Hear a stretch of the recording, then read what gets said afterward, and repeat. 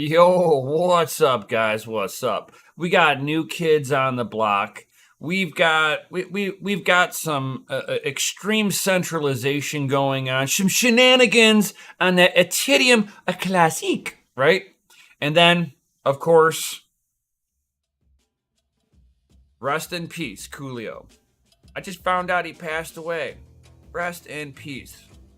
Um, I grew up watching that guy, so man, makes you feel old when you see something. And he died only at the age of 59. I mean, granted, I understand in the rapper year terms and in the gang culture, 59 is like a 150-year-old man. But damn, still, rest in peace, Coolio. May you be sitting there spinning some doing 16 bars with Tupac up there in heaven.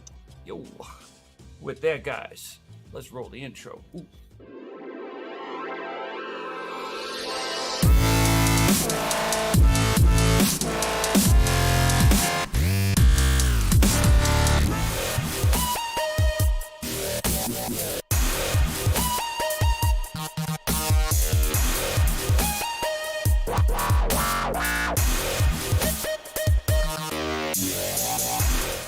Yo, Crypto Nation and mining family, what's going on? What's up? What's going on? Jason the Tiger Osborne dropping those FRs. What's going on, Fudweiser? He's like, oh, Coolio, yep, rest in peace, Coolio. I mean, I grew up listening to that guy, like, being the fastest lyricist in the rapping game, period. Nobody better than him, man. That mofo's mouth can just go and he just flows. Awesome stuff, you know. An inspiration to a lot of people. So, damn. Yo, what up, Jude? He's like, I'm early.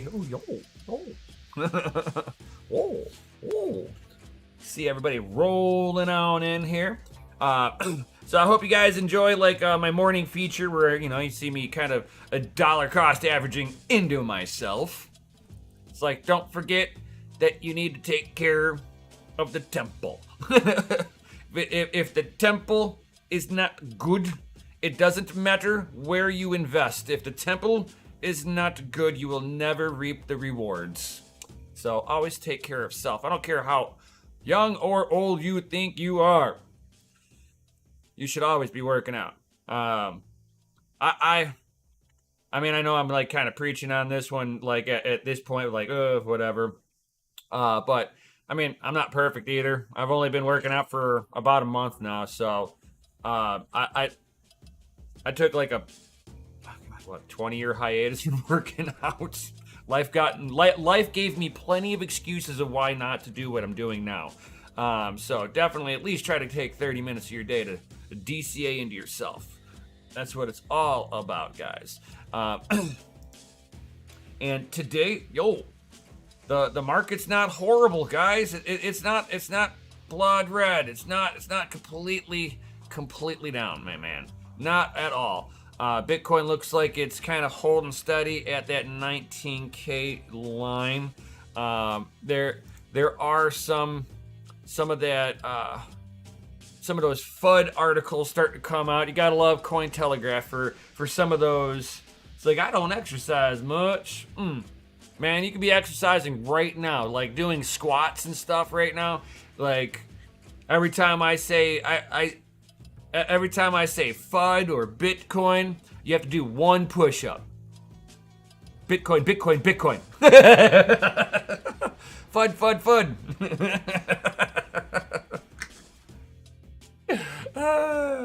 See, I'm trying to help you all.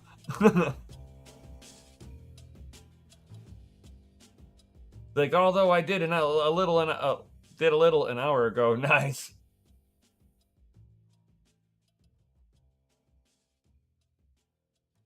God, I've done that in the last 2 days. Actually, not. Yeah. Oh yeah, I've done way more than that in the last 2 days. I mean, I'm basically working out for 2 hours a day. Yeah. But if you're gonna do a bare minimum, I mean, 150 minutes worth of working out, that's not bad. I mean, if you do it over the court, you do 30 minutes a day. You know, that's. I think that's where that comes from. It's like you do 30 minutes a day, 7 days a week, you know, or 5 days a week. Work out until your calves look like mind your biz. I mean, FA. you know it, man. I'm gonna get a better dad bod than our man, mind your biz. I'm gunning for him. I'm gonna catch up to him. I mean, that guy he's got the dad bod with the Go Fast Crocs.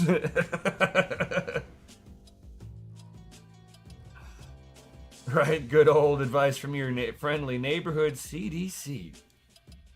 For sure. So we have a fun article coming out from our people over at Cointelegraph. Bitcoin price skirts $19.3 thousand amid fear, mother of all rug pulls. Oh, yeah, right. Who's gonna rug pull? The people who have invested into it are gonna sell their Bitcoin. Where's the rug pull? Rug pulls have to come from the devs. Price has nothing to do with the current developers. I don't know where. I don't know. I would love to know what Cointelegraph is smoking when they sit there and make these FUD articles. It's like, you gotta know that this is about as cringe as it gets, right? You're doing an opinion piece, is what it is. And if you really think about it, we are right where we're supposed to be. It's like, I could pull up a chart right now. Like I said, I do macros, so I don't do these day trading, swing trading, garbage. I want to know, okay, here's the beginning since the product got launched. Here is it today. What's its average price linearly throughout the whole time? Typically, you can draw a linear line if you got enough data, and the price target should swing up and down right alongside that median line. Guess what? We are on the median line. So that's why I like FUD articles like this. It's misleading. To put it nicely, it is severely misleading. Let me pull up my chart from TradingView that I usually have. I barely look at this thing. I drew this line with the data set like a year ago, okay? My little line goes back to where, let me see here. Get it. I'm just trying to position this so everybody can see it. All right, perfect. So, let me share this. You see this little red line here? This one right here, right? Let's see here. This here. All of this, right?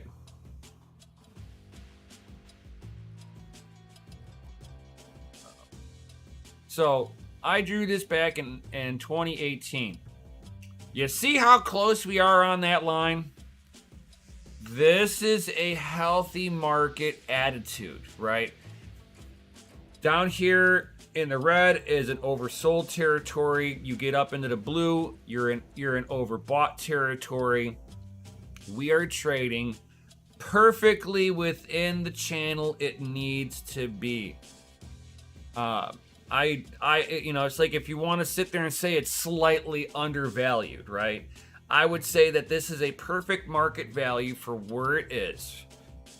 All of this noise back here, all of this here, let me go ahead and do it. Can I change the color on this?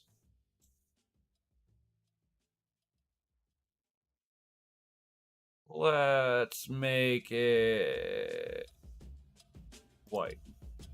So all of this is all noise. This is the value right here, guys. This. As long as it adheres to this trend line here, we are doing good historically. This is $20,000 at the height of the last bull market, right when I got in 2018. And you can see that the market dipped below the value. We went into an oversold territory here. Not badly, just a little oversold. It really went in oversold right through here. But you can see that it, even though it went into its bear market, because we came off of a bubble, and the bubble popped, it had a bad pullback, and then came back up to touch that line. People were still trying to manipulate the market a little bit, pulled back, and then we rocketed out.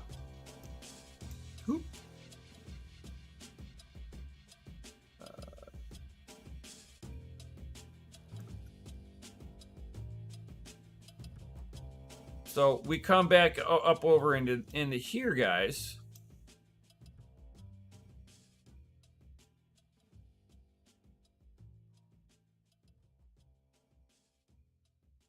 And you can see that we are perfectly trading in on this line. This is a healthy market, guys. I see nothing wrong with it. Up here is in mega sold overbought territory. The market needed to pull back. And to see that we came down for a soft landing right onto the historical line, this tells me this is the value proposition right here. So as long as we keep following this up, unless there's something external that influences it at this point, I feel that this market is doing perfect, guys. Perfect. I don't really care about the fear and greed index. That's just like market sentiment versus just looking at the market fundamentals. This is more into the fundamental territory of you just want to see when is any time that you are below the average trend line of a particular company, or in this case, a particular crypto.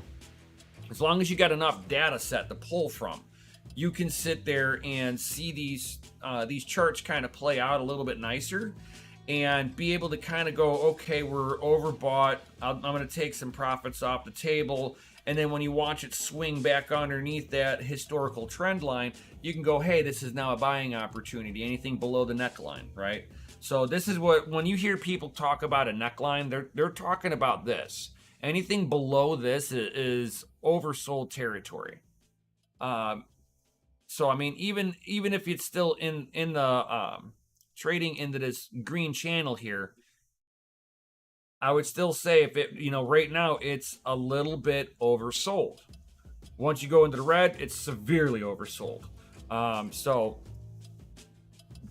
this is the stuff that I look at. I would like to see it pull back and do a snap down.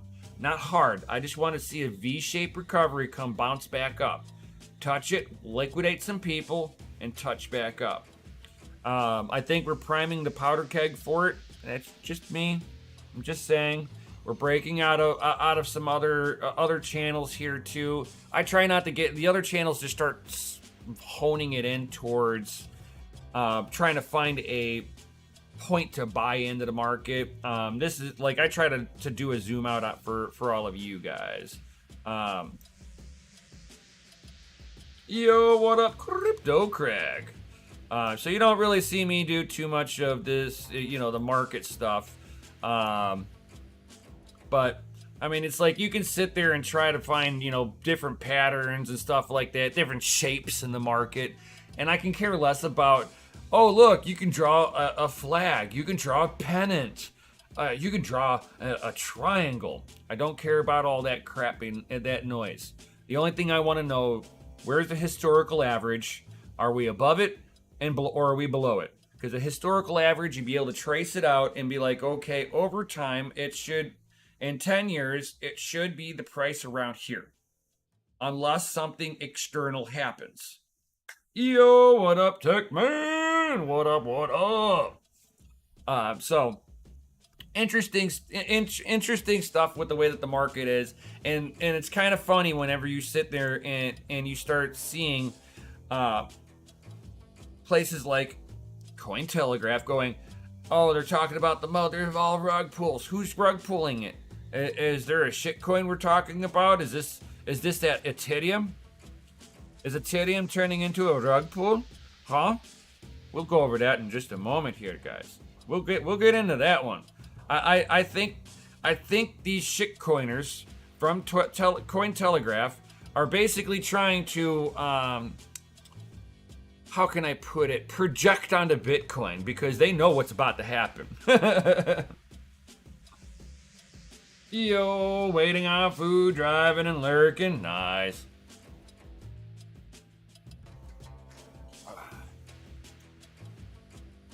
But talk about like kind of a rug pull. Anybody here get into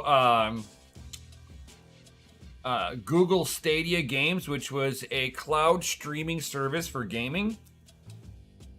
It's done. Google is winding down its game streaming business because nobody wanted laggy ass software. Why would I want to sit there and game on your stuff, have the gaming latency of you beaming that stuff down to my computer for me to try to, if I try to do any of these games online, it's a horrible experience. And that's from what I've seen other people talking about. Playing the game by yourself, it works, but as soon as you take it online, you're done. just like Stadia. There was a lot of bugs in there. They never actually fixed anything. I'm sure they had to get some licensing and stuff from Nintendo. This might have been like a partnership with a little bit of Nintendo licensing. My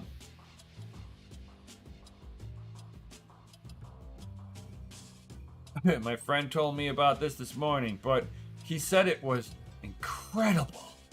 Oh, if your gaming experience is on a shitty computer, maybe Google Stadia would give you a little bit of a better experience gaming. Like if you didn't have a graphics card and you were doing it with onboard graphics from the CPU, I'm sure this was like amazing technology. But to anybody who actually built their computer to be performance and gaming orientated, they were like, bro, this connection sucks. There's way too much latency for any kind of competitive gaming. And I'm not even talking about like EA Sports garbage. I'm just saying being competitive between you and your buddies. Or using a Google Chromebook. Just some consoles and handhelds. Yeah, I mean, if you're looking at it from that experience, it's probably pretty decent if you got older consoles and stuff. If you got newer consoles, even Google Stadia would be blown out of the water by the new PlayStation and what is it, PS5 and the Xbox One. I'm sure those are like way better of an experience than this Stadia. Just because as soon as you go online, that's where the game where it just falls apart. Crypto is the biggest hardware seller bar none. Without crypto, PC sales suffer. You know it. Only so much Timmy can get off his pants for a gaming PC in his mom's basement. Rip Stadia. Yep. Rest in peace. Yeah, and Nvidia is going to feel that stark reality of mining boom is pretty much done for this cycle. Not that it's done forever, but it's just done for this cycle. Yeah, I don't know what Nvidia is thinking with what they're about to do, but beyond them, I am excited for this, guys. We have ARC Intel 770s and the 750 in its custom form.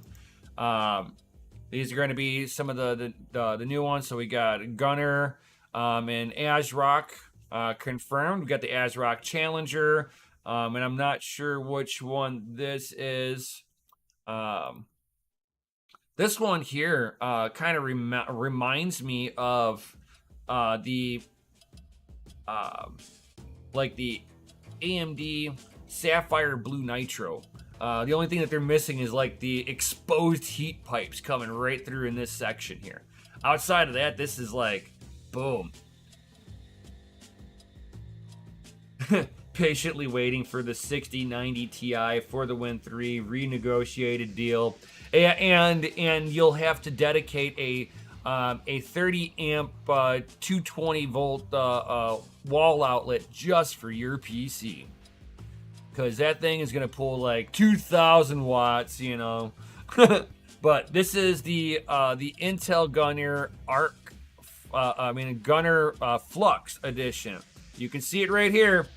This is the Flux edition. So for all of you Flux freaks out there, get your Flux on. Come and get it, boys.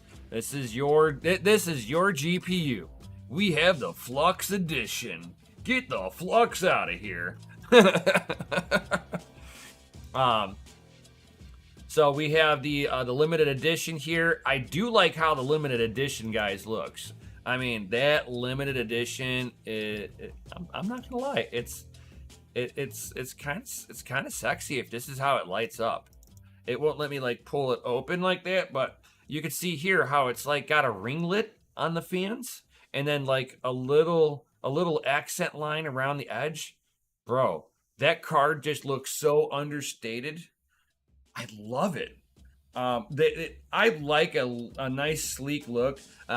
This could be just, you know, this is all digital rendering, so this might not be how it looks, but this kind of looks as the representation for this bad boy right here. And it kind of looks like, you know, we got the single line here. Now, I'm not sure how the fans light, you know, if the fans have any kind of RGB ringing around them. But I do like the box that it comes into, kind of like a nice little shoebox here. Understated, just like the card. So I'm interested in this stuff. I'm not gonna sit there and deny it. I would love to get my hands on one of these if I'm able to. But yeah, I mean, this stuff looks pretty snappy actually. Dual 8 pins on there. They're not going over to the new NVIDIA plug standard. I'm glad they're keeping it real and keeping it on here. That's what I like. I will support this too. So very interesting stuff coming out of there. If you guys are looking for 4090s, we do have price droppings on that now, guys. So, pricing's actually not too bad on them, considering. Because, like, you got to remember, guys, that the 4090 is the Titan class. So the 3080 would be the high-end gamer, right? So if you guys don't like the pricing on this, these would be cheaper than the Titan class. Titan class would usually come in between, you know, back right around that $1,500 to $2,000. Seeing this, I'm not surprised that this is your Titan class, but we got the MSI at $1,599 for the gaming trio, the Supreme X at $1,700, Gigabyte at $1,600. The MSI Supreme GeForce Hybrid Edition, that's $1,750. Asus, it looks like they've got two flavors of the Tough. One's going to be your standard Tough for $16, and then you're going to have your Tough OC edition, your overclocked edition for $18. Then ROG Strix is going to be at 2 Gs, guys. 2 Gs.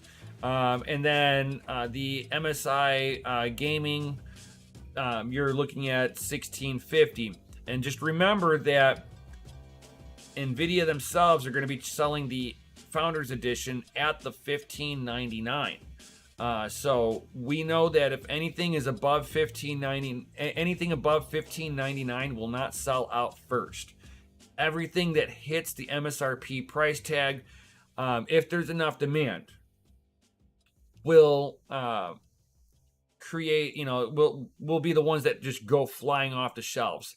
And then everybody would be reluctant to grab anything else. Now, I like, as much as I like Azus, and I love the Azrock ROG Strix Edition, I would not be getting this 4090. I myself would be more interested in the 4080 or the 4080 Ti. I like the 80 class cards. I do not need the 90 class cards. The 90 class cards are basically, they're the large format of the die. You're not getting a 100% die, but it's a little cut down from a full die. But it is about as big of the die as you're going to see. Everything else gets a chopped down die. That's why you see all the other chipsets coming in with different numbering at the very end. So you'll see the architecture, which will be the first two letters, and then 104, 102. 106. These are your die sizes, basically. So this being a 102 class die size, we have almost a full die coverage on there. So this will be, your best performance, but you're dealing with a 3 to 4 DIN GPU.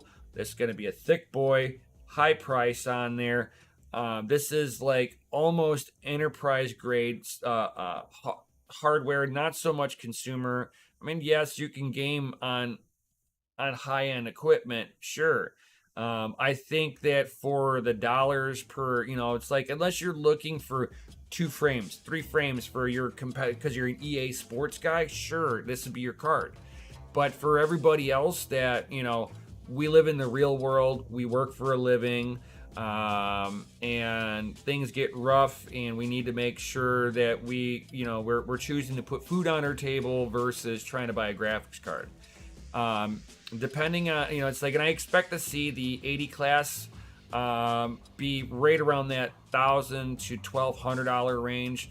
I hope that they have like an MSRP of like $900. That would be really nice, kind of bring them back down to earth on their pricing. With the 80 class cards, an 80 class card should not be $2,000, period. It's bad enough that my 80 class Ti card here, I spent $2,000 on this thing because we were at the height of the GPU bull market, and I wanted some new equipment for testing purposes. So now I've got it sitting in my computer. So I got a really expensive computer that I'll never recuperate any money off of it, but it's my computer. So, it is what it is at this point. I have 3090s. I didn't put a 3090 in here. I put a 3080 Ti in here. Why? Well, I figured with the LHR shit on there, it wasn't going to stay in the mining facility, in the mine forever. And I was just like, I'll just take it over. It's an Asus card. Not an ROG Strix, but it'll do. It'll do. It's like the beans and rice. He's like the always scalpers, even on shoes. Oh yeah, you know it. I don't know if there's gonna be scalpers, Jed. Really, because the mining cycle died off for right now. With the mining cycle continuing to die off for this cycle, we're going to see a lot of secondhand cards coming out of the market. I don't know if that makes it a viable market for scalpers to come in and swoop. Unless NVIDIA sits there and decides to do the same thing they did with the 3000 series cards, where they held back inventory to produce an artificial scarcity to drive prices up. Oh yeah. So be interested to see what goes on from there, guys. And you guys all know, getting away. Let's go back into the crypto side of it. You guys know my viewpoint with the NFT market. I would say less than 1% use case in the entire NFT market. Here we are. Everybody was sitting here, me with a lot of other Bitcoiners. We were sitting here raising red flags on this stuff. We were trying to call this out that you cannot sit there and have value inside of a JPEG. You are basically sitting there and trading digital art. There is not a lot of value in that. It's not a Mona Lisa. Unless you're sitting there and like the few people that got in with the Snoop Dogg NFT, that got gold chains with their NFT. There was a few little places, and that's why I say 1% use case on this. 1%. Rest of it is garbage, useless noise. I can see games using it. Don't get me wrong, but games. Where does it make sense if I'm developing games for Steam for me to go anywhere else? Really, it's like sitting there and trying to make competition with YouTube. How many different crypto competitions to YouTube are out there that have all failed? DTube, yeah, it's still out there. Mostly failed project. You've got it's like there's been a few of them that have that they're completely gone. They've it's you once you have a really good platform and somebody's got that first mover advantage, you've got to be able to shake that market up. Like dollars to Bitcoin. Dollars had that first mover advantage. Bitcoin came and shook that up. Yeah. You're not gonna do that with YouTube any more than what is it?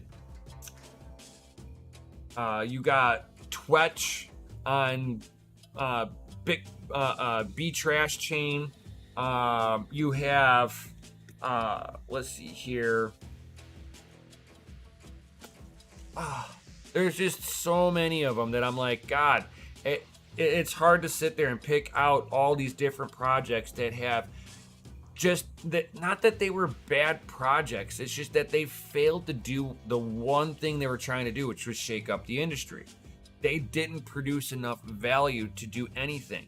It's like I use a alternative to Twitter, right? It's called Mastodon. It's not. It's a lot of pure Bitcoiners on there, and a lot of your cypherpunks. That's why I'm on there, is to kind of stay connected in with some of the cypherpunks that I know. These are some of the places where I get some of my, under the hood knowledge. If it ever seems like, wow, how did you know that like weeks beforehand? It's because I'm into certain circles that allow me to get some of that information. And whenever I get something good, and it's okay for me to share it, I'm going to share it. It's like, I don't want to piss my buddies off and be like, oh, we can't tell you anything. You go and tell everybody. I can't do that. But things that it's okay for me to say, I'm going to. And the first thing that they were doing, they're like, yeah, NFTs, yeah, don't get into those things. It's a bunch of insider trading and wash trading with inside of itself too. Just to be able to create value that never existed. So it's very, very interesting to see this now playing out, that a lot of people that were like, oh yeah, I got NFTs, I'm rich. And it's like, you just lost 97% of what you put in there. It's like, yeah, granted, you still have the NFT. You didn't lose the NFT, but the NFT, if you were to need money for it, to pay bills or whatnot, you just took a 97% bath on it from, if you bought during the peak, ooh, that's bad. You just took 97% haircut off the peak. So this is where I'm like, it's once you get into the height of the market, that's where your most experienced traders pull out. And I'm like, yes, you can make money with NFTs, but do not keep your investments there. This is something that you watch the increase in price action on it, and you get the puck out of there, right? You get the puck out of there.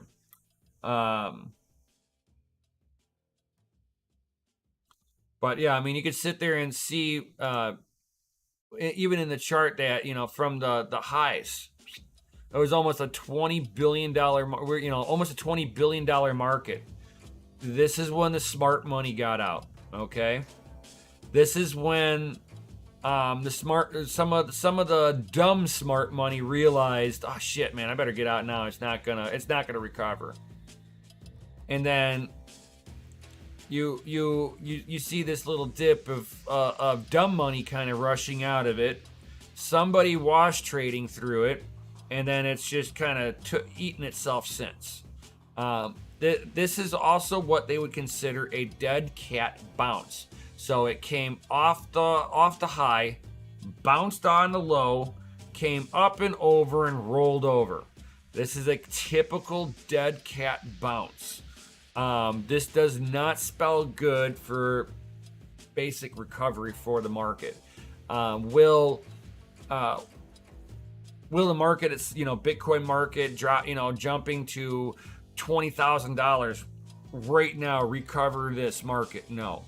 With Bitcoin getting to $60,000, maybe.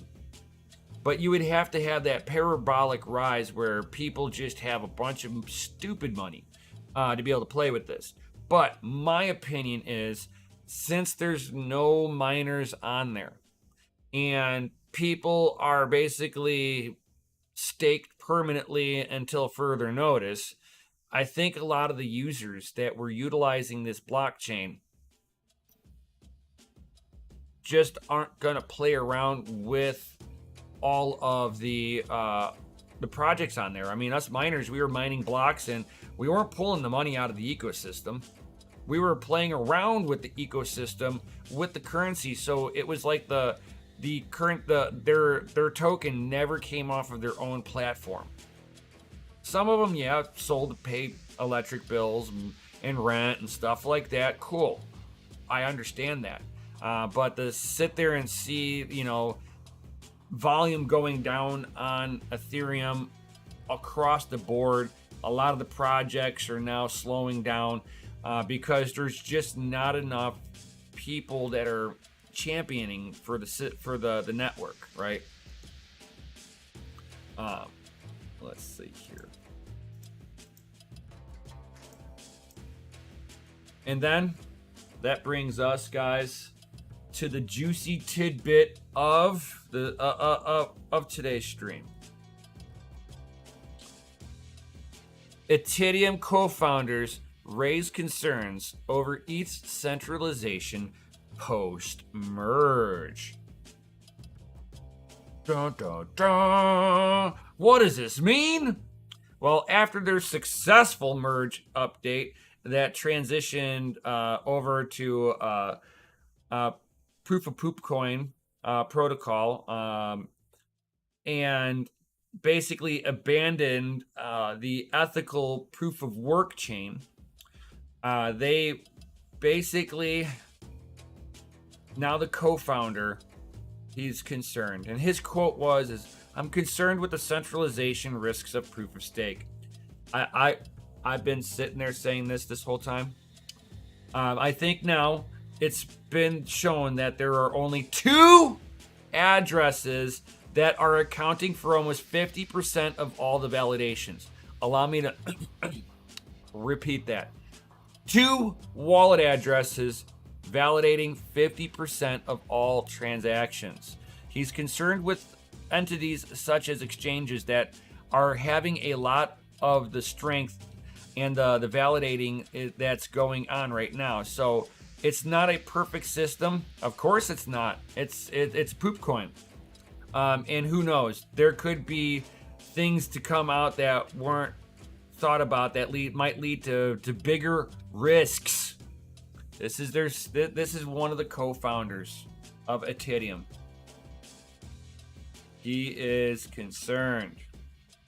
I'm just saying, this is not the way that you want to see a network get launched, where you have 2 wallets.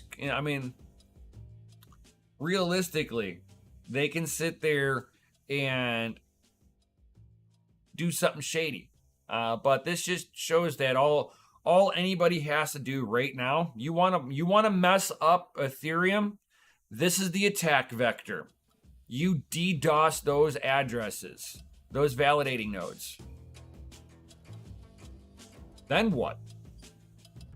How long is your block time then? When you have AWS, all it takes is AWS to get DDoS now. And Ethereum breaks. On top of that, having 2 wallet addresses controlling the network too.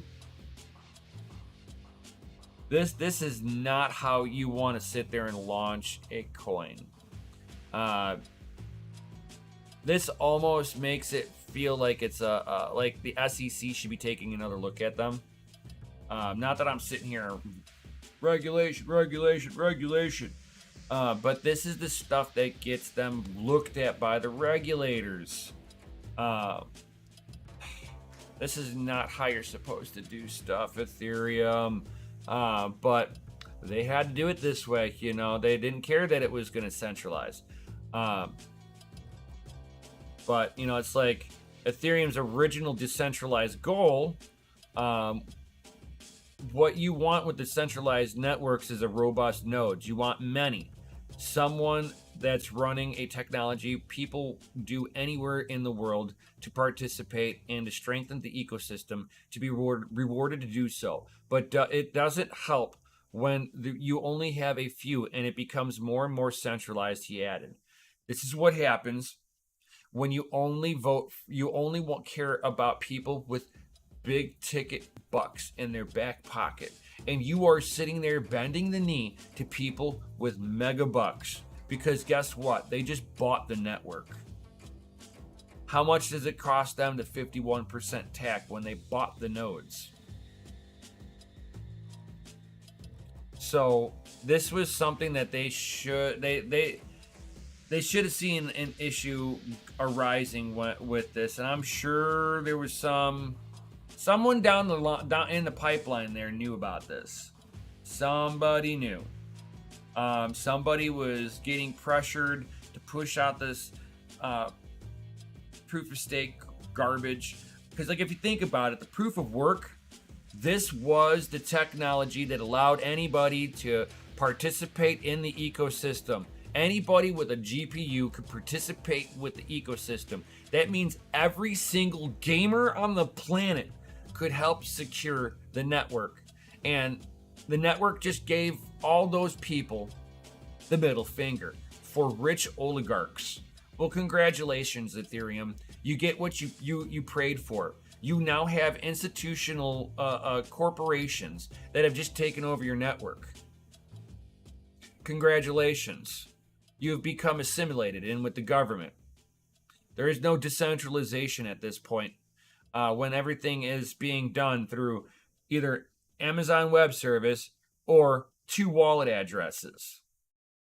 We have 2 main attack vectors.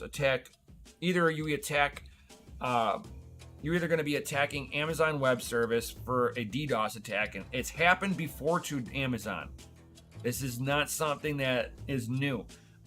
No, all these big server farms have been DDoSed. This is not unheard of. It's not unheard of that even Google services go down.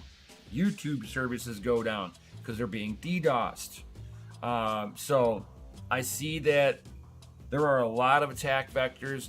I look at, as of right now, Ethereum is a steaming hot pile of garbage right now. Something that I'm not telling what you to do, but I ain't touching it. I would rather have Tether that has no point other than to be worth $1 over Ethereum at this point. This way, I know there's no upside to the price action, but at least I'm not worrying about the network shitting itself, right? So yeah, I'm really curious to see how they're gonna fix this one moving forward. Considering that you're looking at 32 ETH necessity in order to mine. I mean, in order to validate your own node, because that's what they really need at this point is their own node structure. Let's see here. Let's see here. What's the price of ETH right now? So it's 1348. So 1348 times 32. Hey, who has $43,136 just laying around to start up a node? I know I don't. That's rich boy money right there. So you encourage rich people to gamify it. You'll have central bankers wanting to use it now. Think about that, guys. Central banks are going to be using this. This is going to be their blockchain of choice. You only get the blockchain of choice if you know you can sit there and control payment structures. I'm just saying.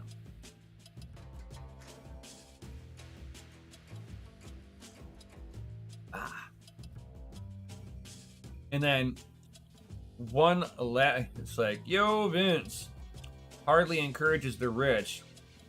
Yields are terrible. LOL, 6%.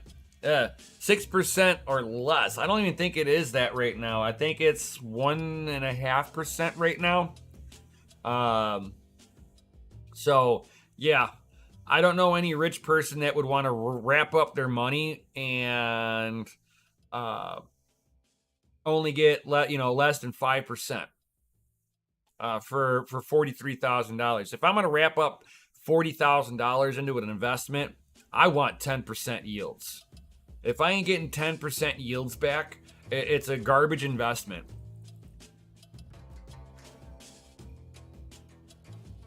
Ethereum can only drop as low as the amount of Ethereum locked up in staking.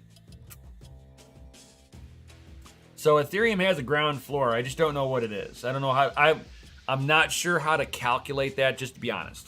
But there is a percentage of Ethereum locked up in staking nodes. So with that being said, you can't go below X price because of that. There's always Ethereum being utilized in the market. So zero, no. Even your worst shit coins don't crash to zero. They crash to like 0.000000008, right? To Bitcoin's pricing, right? Let's see here. I'm like trying to look at a coin that's like all the way at the end here. Let's see here. Not trading. Well, that'll cause it to be zero as if it's not trading anywhere. It's got to have a trading pair somewhere. Wow. Okay, so you'll have something like this where, it's 0.00001800 of a penny, right? And you can see how it's chop trading. This is like wash trading right here. Bam, bam, and then down. This is somebody just wash trading in and out. These are like bots executing trades. Whole bunch of wash trading. Now, can you make some money doing this? Oh, yeah. A whole lot? No. Because moving, like if you were to put $100 into it, you'd see a spike bigger than this. $100 can move this market.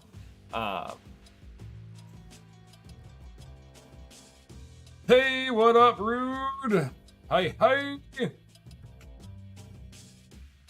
They can lose about 7% after the inflation, and then you're in trouble when the government bonds complete with your token and look safer. Yikes, ETH. That much I will agree with you, Vincent. That one is so true. if the bonds do an inverted yield on there and start trading more positively, yeah, Ethereum doesn't look tasty at all. I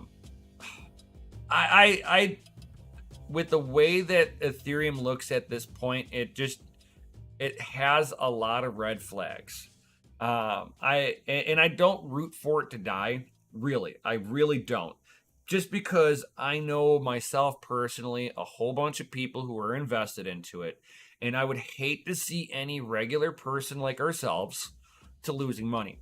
I have been, kind of nudging him, going, "Hey man, you should probably sell some of that." Hey man, you should probably think about selling some of it. I know some of them they bought in at the high, so they're basically hodling until Ethereum can hit $5,000 again. They bought a whole Ethereum at like $4,800. They're hodling now because right now they would sell it's at a loss. Granted, there's people who have bought Bitcoin at the all-time highs and they have sold too at a loss.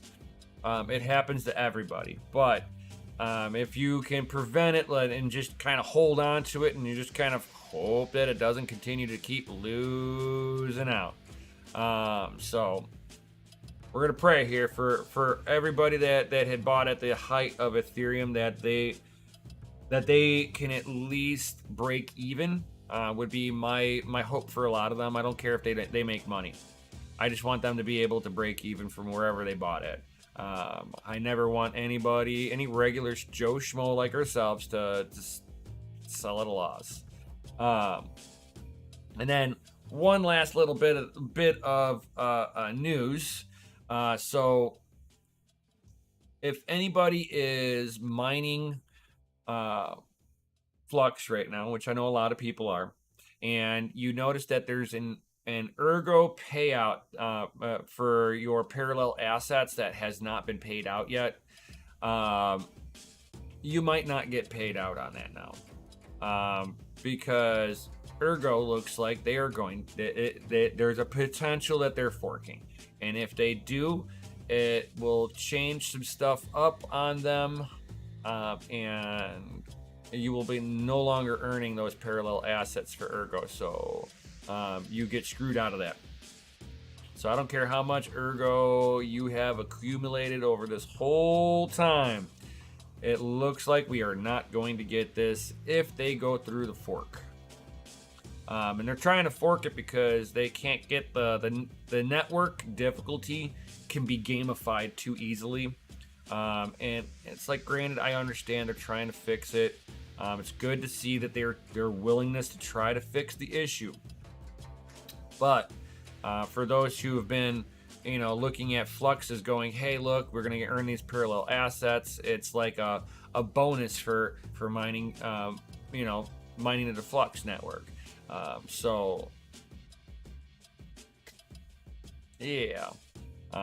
We'll have to see how this all works at this point. It just kind of it puts it into that category of, this is why I rag on shitcoins, because they launch a product and it's not fully tested, and instead of fully testing the network, hey, what if we do this? Hey, what if we do that? What's the attack vector over here? It's like, I understand auditing the code is expensive, but it's a necessary evil. You need somebody to go through and just attack the network. And this is the first time they're seeing a huge increase in hash rate. And the network, the consensus layer, was not written to the standard of what it needed to be for the hardware it was using. It had it as if it was Bitcoin's network, and the difficulty changing just takes too long before it resets itself. Instead of doing it on block time, on block heights, do it in every 2 days, every 3 days. Boom, difficulty resets. Give it a specific amount of time, maybe not a specific block, because if difficulty like Ergo already experienced shoots to the moon and people peel off the network because of it, Ergo is just left there hanging, right? So be careful with that, guys. It's like, and it makes me feel bad because like I tried to help the network too by, it's like I wasn't putting a whole bunch of my hash rate back on there, but I was willing to put at least one of my GPUs onto it. So it's like I wasn't holding onto Ergo in any way, shape, or form.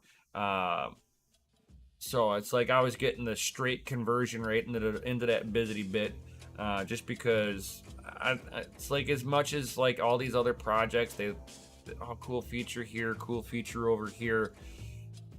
That's not where I see value savings. So I'm trying to save value, and the only place that I see saving value is that sweet Bizzity a bit a coin.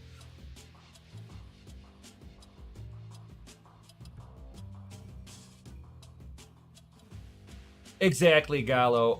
Ergo is doing the right thing. I completely agree with that too. Yes, they're working with the community.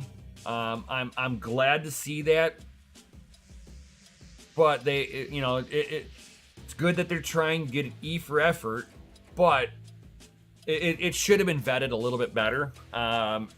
People asked. I mean, all of us during the mining round table asked the Ergo representative, are you ready for this amount of hash rate to come peeling onto Ergo here?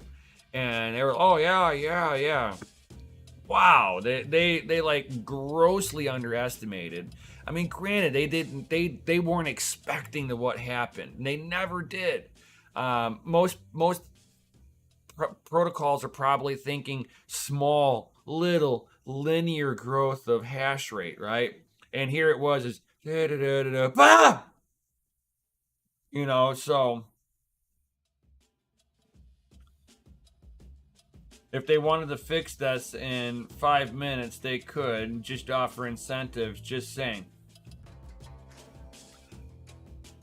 Again, Vincent, I can't disagree with what you just said there either.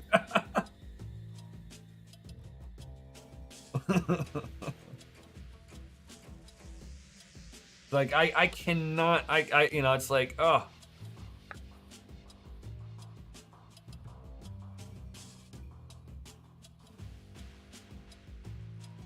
So we are coming up onto that 1 hour mark, guys. So if you haven't done so, definitely smash that Lizzy like button, subscribe, hit the bell notification, all that good stuff, guys. Thank you for all being here. Share this out with your favorite social media. Helps me get the word out to more of you awesome people out there. It's like, you know it, man. I got 99 problems, but I bet he ain't one of them. No problem, Vincent. Thank you for the input too, man. That I like the idea that we have good community members like yourself that are willing to put in some input. We love that stuff. Yo, what up, Flying Brian? Yo, what's up?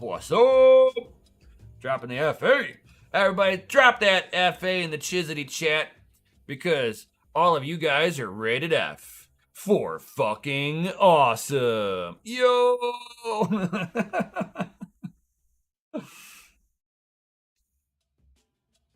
So if you guys got any other comments or questions, now is the time to ask. Otherwise, if you are new here, certainly give me a subscribe. I'd be deeply appreciated for that.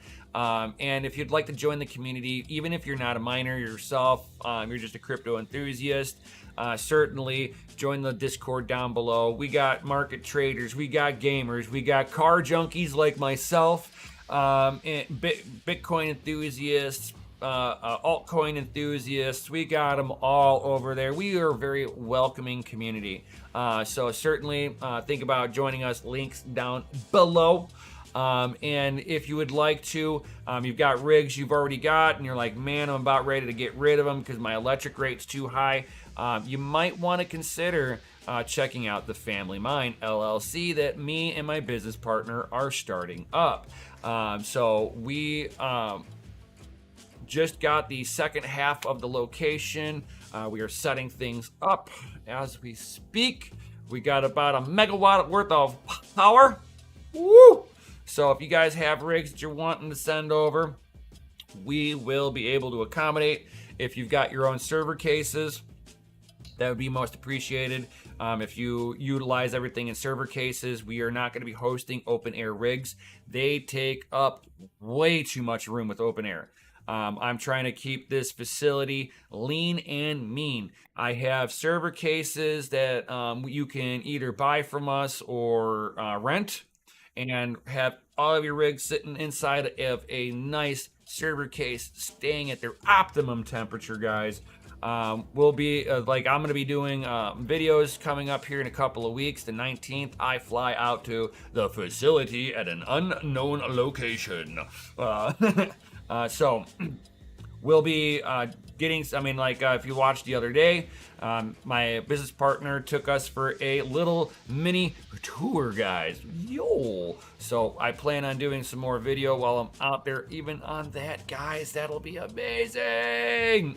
Giggity, giggity, giggity, giggity. It's like this has been a long time coming, guys. So I'm super excited. I cannot wait to get all of your guys' rigs up in there, hosting them up over there, getting everybody into getting closer to being as profitable as they can be. Not everybody's going to be profitable on altcoins. So depending on what you're mining at that particular time, it's going to depend on where you're profitable, but between 8 to 9 cents all in, I think you're in a better position than you would be mining out of your house, which you'll probably be around 12 cents a kilowatt hour and higher. And that's with all the line fees, service charges, taxes, all that stuff on there, right? So kind of keep that in mind.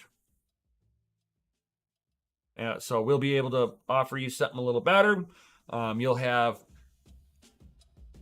a couple of miners sitting there dedusting your stuff every so often. At least once a month we'll go through and dedust everybody's stuff. We're going to try to keep a 92% uptime. You're never going to have 100% uptime in a mining facility. I do not care what you want to say. You might have 100% uptime for a month or 2, 3, 4, but there's a point where you're going to have a power outage. You're going to have you're going to switch it over to a new algorithm. It's going to crash out on you. You're going to have a rise or die on it and cause rig instability issues. There's like a whole bunch of stuff. And on top of that, you should be cleaning. If you have it in an environment where, like myself, I've got cats, I'm cleaning these things. Like if they sit out here, usually in the wintertime, I bring out my 3080 rig out here. I'm cleaning it like every 3 weeks, like clockworks. I could pull a half a cat out of it, I swear to God. So definitely check out all that stuff. If you're wanting to be a part of, be into the mining facility, you want to guarantee a slot in location 1. Check out the Patreon, get into the pseudo hasher tier, which that will guarantee you a VIP slot. You get in before we open up our doors to the public, and our VIP members get a little extra benefit, a little bonus that you find out once you become one of the members. It's pretty decent. It kind of makes things kind of worth it, I think. So yeah.